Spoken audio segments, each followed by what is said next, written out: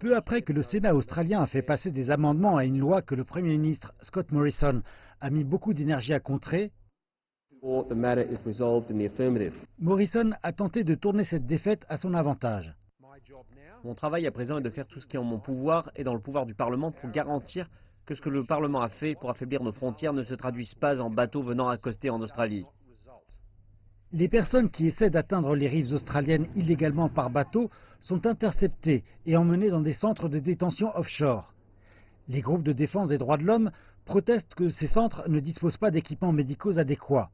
Le projet de loi permettrait aux docteurs d'approuver un transfert médical des demandeurs d'asile sur le continent pour y être traités si leur santé le nécessite.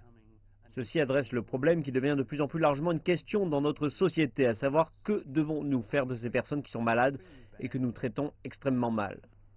Le passage des amendements représente la première fois qu'un gouvernement australien perd un vote sur sa propre législation à la Chambre basse depuis les années 1940. À ce point, il s'agit d'une défaite parlementaire. C'est ce qui peut arriver lorsque vous êtes dans un gouvernement minoritaire. C'est un aspect réel d'un gouvernement minoritaire qui peut effectivement perdre des votes. Ce qui rend cette défaite encore pire pour Morrison, dont le gouvernement a perdu la majorité l'an dernier, c'est que celle-là touche une question importante pour les prochaines élections. Le fait que notre gouvernement continue de s'occuper de la protection de la frontière, et ceci est en soi un grand moyen de dissuasion, parce qu'ils connaissent notre résolution. Le gouvernement a critiqué l'amendement en disant qu'il encouragerait davantage de demandeurs d'asile à effectuer le périple maritime dangereux.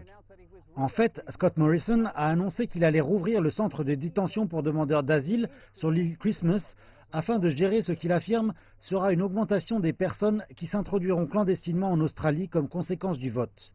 Le gouvernement de Scott Morrison a évité une motion de défense et doit à présent travailler à reprendre du terrain et regagner la confiance dans les sondages à quelques mois de l'élection.